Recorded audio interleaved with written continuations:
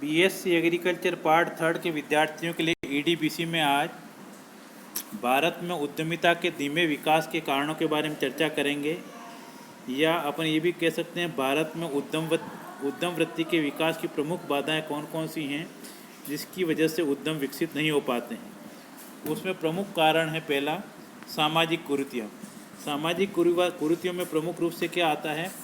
रूढ़िवादिता, अंधविश्वास, भाग्यवादिता, जाति व्यवस्था, पारिवारिक कुप्रथाएं, दहेज, दिखावा, अशिक्षा आदि सामाजिक कुरीतियाँ भारतीय समाज में व्याप्त हैं, जिसके फलस्वरूप व्यक्ति उद्यमिता की ओर आगे नहीं बढ़ पाता है। दूसरा है अप्रगतिशील दृष्टिकोण। इसके तहत ये है कि हमारे देश में सृजनात्मक विचारों के प्रति अविश्वास विद्यमान है और व्यक्तियों में अनुसंधान, प्रवृत्ति व शोध भावना का अभाव है। भारतीय समाज का कई परंपराओं और लीक से बंधा हुआ है। तीसरा प्रमुख कारण है वंशानुगत कार्य व्यवस्था।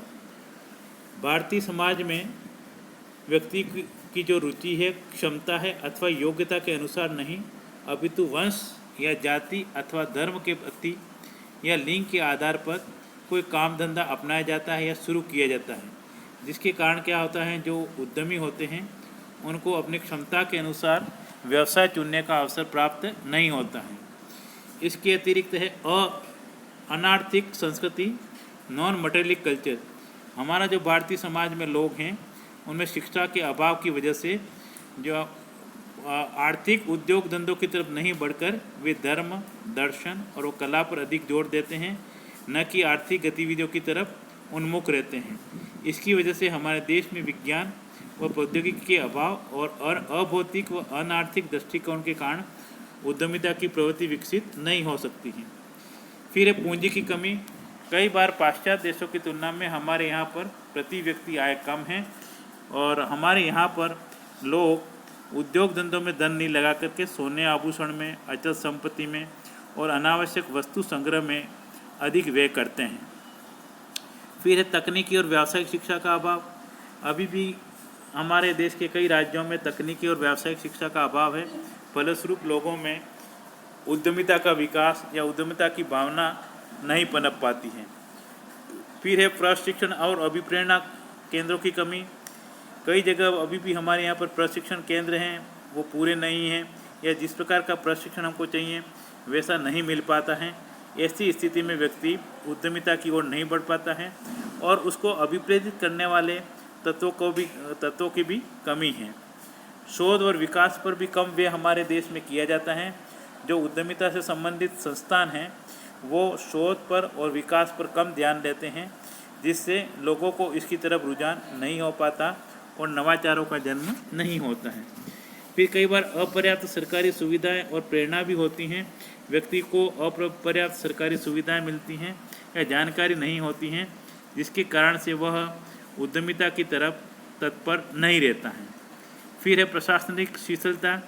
इसके तहत कई बार हमारे देश में जो आधिकारिक वर्ग है उनके पास कई प्रशासनिक कार्य अधिक होते हैं, जिसकी वजह से कई बार वे एक जो उत्सुक उद्यमी हैं उसकी तरफ उसकी पूरा समय पर हेल्प नहीं कर पाते हैं।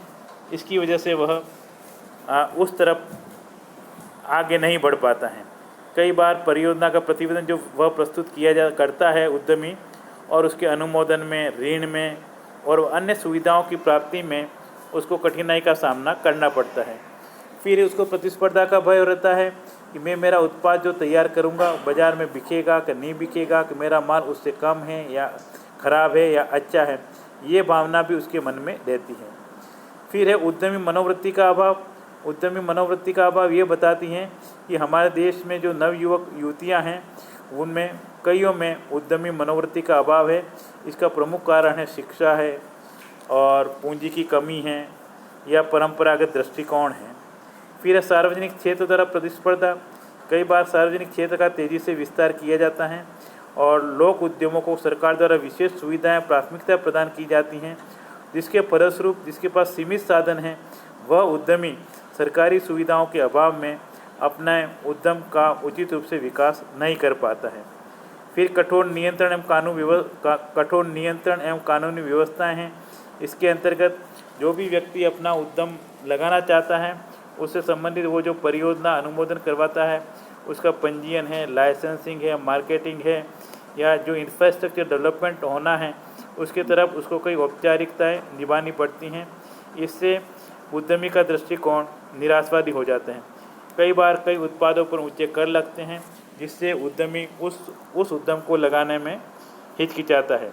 इसके अतिरिक्त अन्य कारणों में आते हैं तकनीकी पिछड़ापन है, स्थानीय बाजार हैं, दोषपूर्ण सरकारी नीतियां हैं, विदेशी उद्यमिता के लिए अपर्याप्त प्रेरणा है, बहुराष्ट्रीय निगमों से प्रतिस्पर्धा है और अन्य सुविधाओं का अभाव है और अनुकूल वातावरण की कमी है। इस